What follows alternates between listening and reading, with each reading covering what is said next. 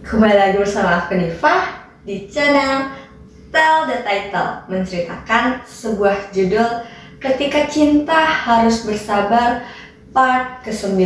Sebelum aku lanjutin, kalian jangan lupa like, comment, dan subscribe dulu Tell the Title supaya aku semangat terus bacain ceritanya buat kalian.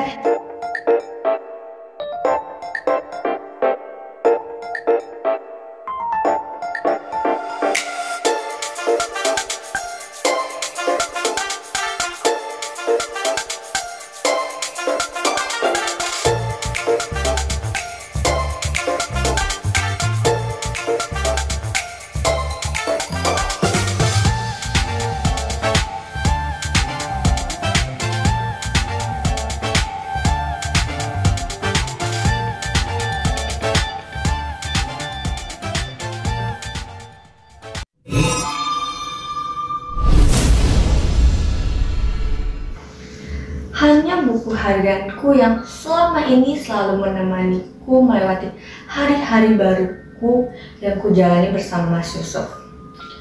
Aku sudah mengantuk, tetapi Mas Yusuf belum juga pulang. Pagi ini hujan masih terus turun dengan derasnya.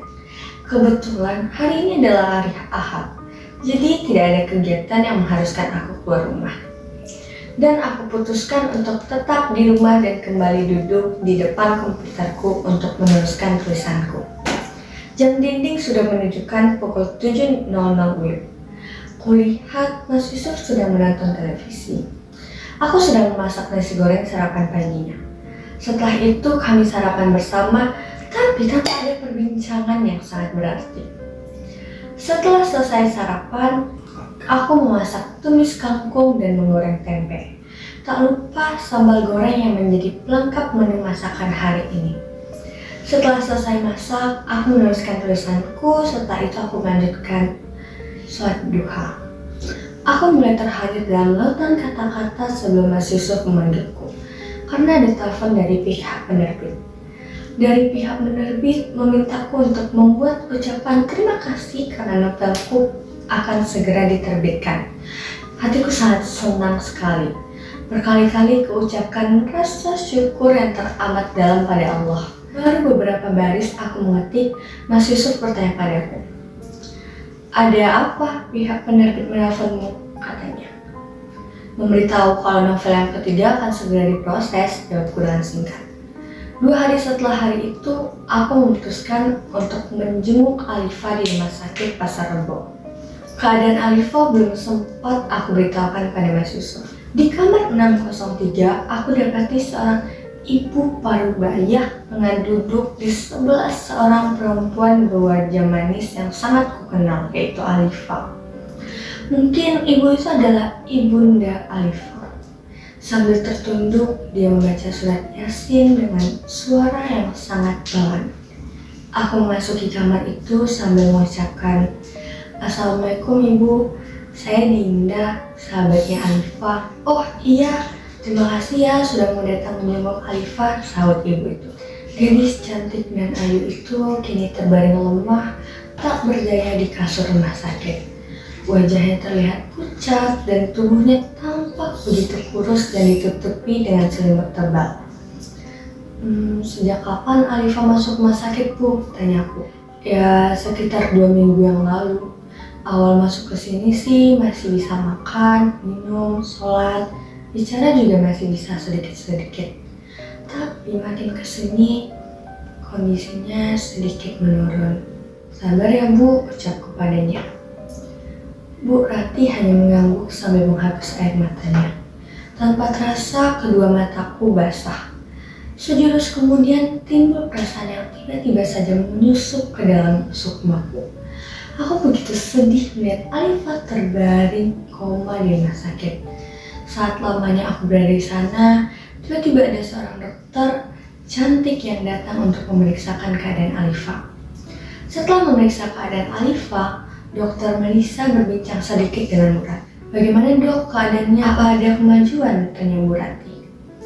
Dokter cantik itu mengelak. "Belum ada perubahan apa-apa. Bahkan keadaannya semakin menurun kalau tidak secepatnya dilakukan tindakan," jawab dokter itu. Tindakan apa ya Dok?" tanyaku. tindakan untuk mencarikan seorang yang mau berpura-pura menjadi suaminya. Saat ini dia memerlukan belayan lembut dan kasih sayang dari seorang suami. Jelas dokter itu. Aku mendengarnya dengan seksama. Lalu bagaimana dengan kandungannya dok? Tanya Bu Rati yang tiba-tiba mengejutkanku. Kandungan? Jadi Alifa sedang hamil? Tanyaku.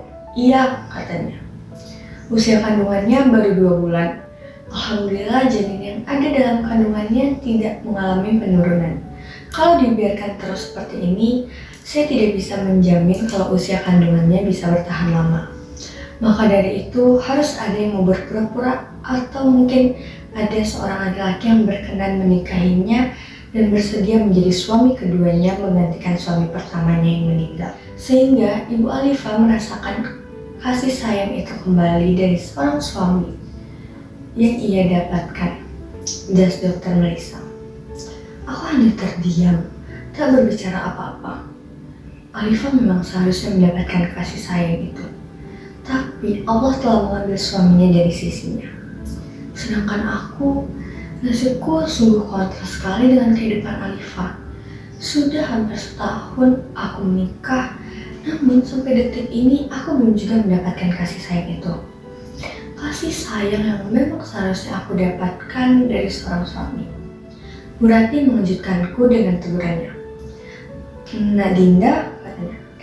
Iya Bu, kataku. Kenapa melamun? Tidak ada Bu. Kalau gitu saya pamit pulang dulu ya Bu. Saya doakan semoga Alifa bisa secepatnya melalui ujian ini. Dan semoga Alifa bisa lekas sembuh. Terima kasih ya nak, kata Bu Rati. Aku mengangguk sambil tersenyum. Sebelum pulang aku sempatkan menyentuh tangan Alifa yang kurus dan begitu pucat. Dalam hatiku berucap padanya, aku akan membantumu Alifa, insya Allah. Setelah berucap sedikit pada Alifa, aku segera pulang dengan terlebih dahulu berpamitan pada Bu Rati. Yang tabah ya Bu, saya yakin Allah pasti akan memberikan jalan keluar atas semua ujian ini. Dan saya pun akan membantu Alifa sebisa saya mampu. Insya Allah. Assalamualaikum, kataku. Waalaikumsalam. Terima kasih Nak Dinda, katanya. Setelah sampai di rumah, tak kutemukan Mas Yusuf di setiap sudut rumah. Mungkin dia masih di sekolah, kataku. Aku beristirahat sejenak, kemudian mandi, dan aku menunaikan sholat maghrib. Kurai ponselku yang tergeletak di atas tempat tidur, lalu kuhubungi Mas Yusuf. Tak ada nada sambung dari ponselnya. Kemana dia? Sekali lagi aku hubungi dia, dan yang menjawab hanya suara operator telepon seluler.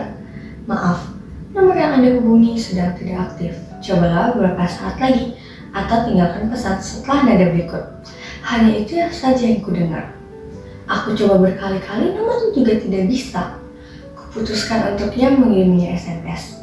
Semoga saja ketika ponselnya sudah aktif, dia segera membaca pesanku dan langsung membalasnya. Sungguh, malam ini aku tidak bisa tidur dengan tenang. Awalnya aku ingin menanyakan keberadaan Mas Yusuf pada mertuaku, tapi kuurungkan. Aku tak ingin mereka cemas lalu memikirkan hal ini. Aku juga tidak mempunyai nomor telepon teman-temannya kecuali Mas Bambang. Apa aku coba menghubungi Mas Bambang? Dan aku akan menghubungi Mas Bambang. Aku menelpon Mas Bambang dan halo, ucap Mas Bambang. Aku menjawabnya dan segera saja aku bertanya padanya perihal Mas Yusuf. Tapi lagi-lagi aku harus memendam harapku. Mas Bambang sendiri tidak tahu di mana Mas Yusuf sekarang.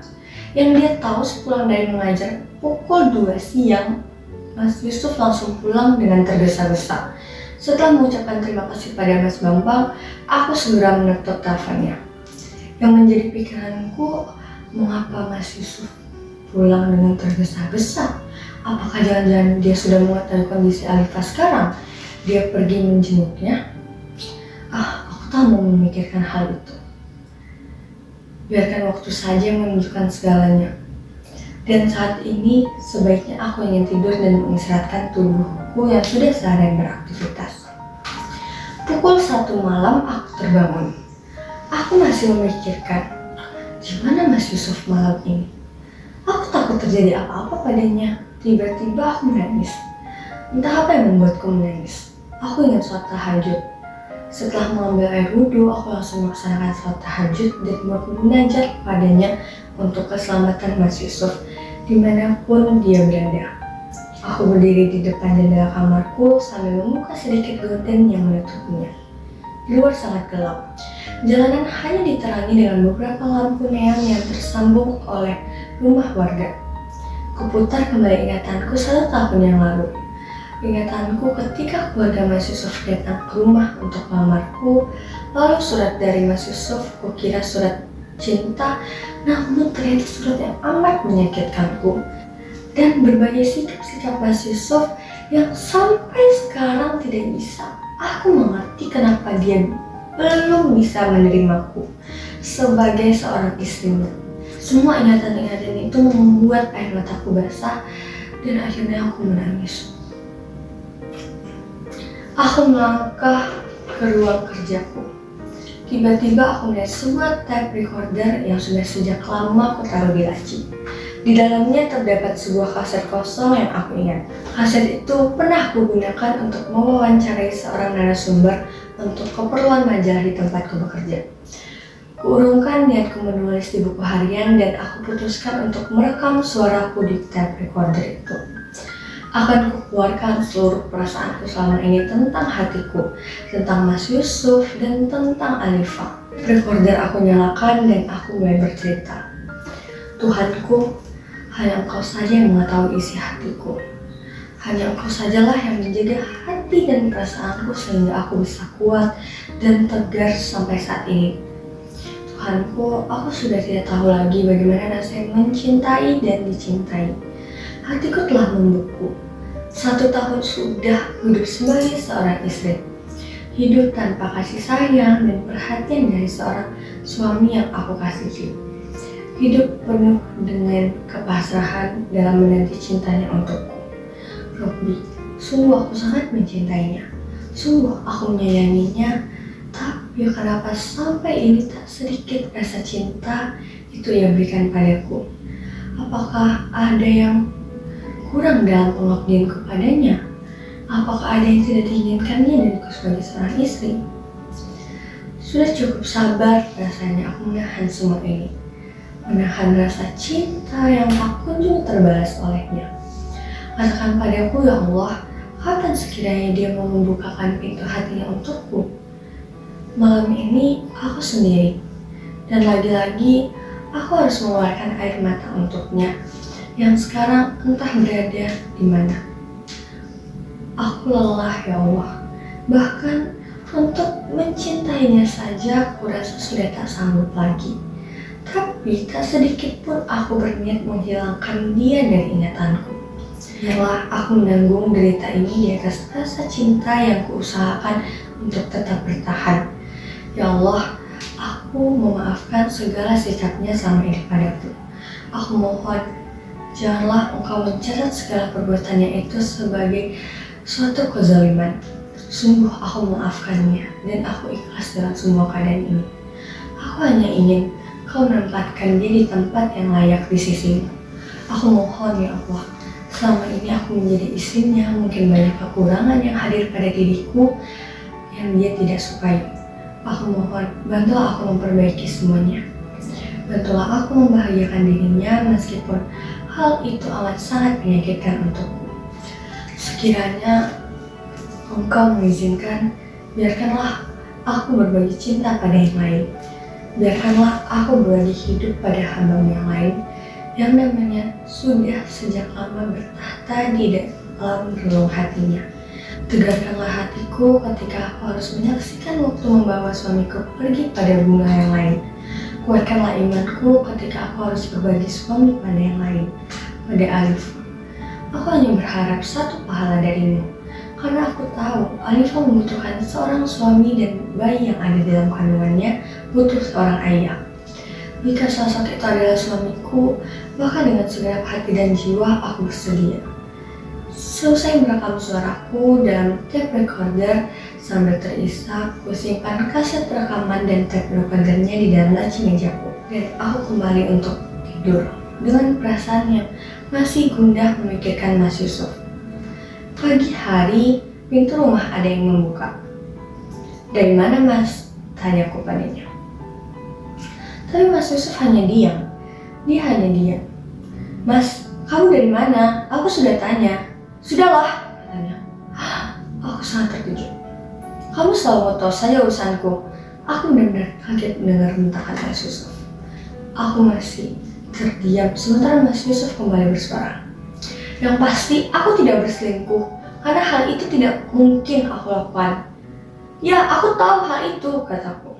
"Lagi pula, tak pernah sedikit pun aku berpikir kamu selingkuh. Kita sama-sama orang yang beriman. Hanya aku ingin tahu kamu dari mana. Kamu semalam sampai tidak pulang, tidak kasih kabar ataupun SMS. Aku telepon handphonemu tidak aktif. Akhirnya aku kirim SMS. Apa telah kau baca?" kataku. Lagi-lagi dia hanya diam. Dia menganggukkan kepalanya. "Lalu kenapa tidak kau balas untuk memberitahukan di mana kamu berada?" kataku. "Sungguh aku khawatir dengan keadaanmu. Ingat Mas, walaupun kamu tidak mencintaiku, tapi biar bagaimanapun aku ini istri kamu. Jadi wajar aja kalau kamu tidak pulang semalam tanpa kabar. Akan ada seorang wanita yang membasahi bantalnya dengan air mata dan itu adalah aku. Katakan Mas, dari mana kamu semalam dan kenapa tidak memberi SMS padaku?" Mas Yusuf terdiam sesaat lalu menjawab dengan ragu. Aku habis dari rumah Bule Rinta."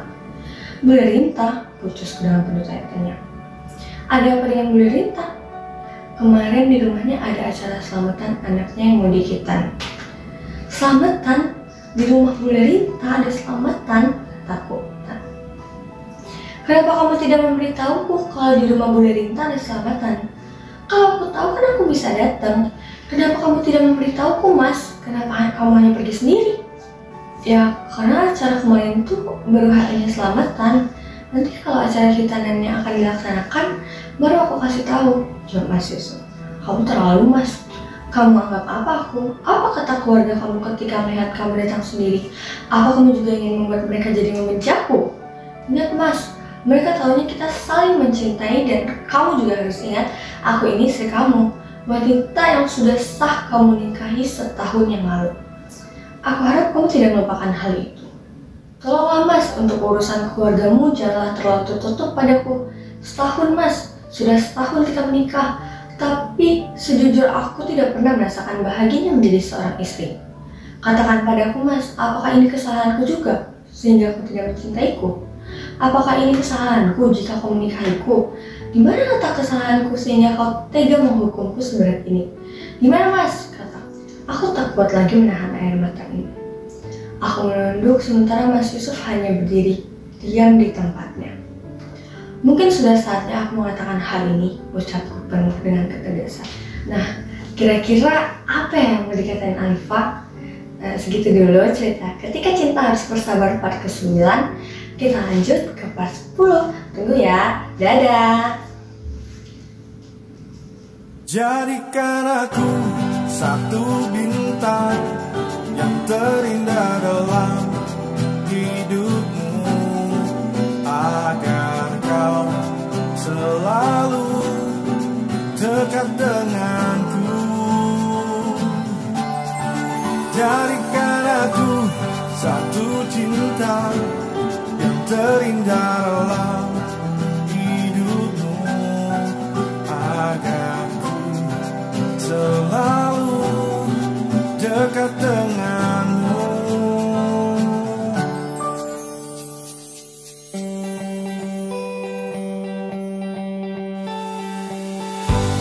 Rasaku telah hilang, hatiku telah lelah, mencoba untuk tegar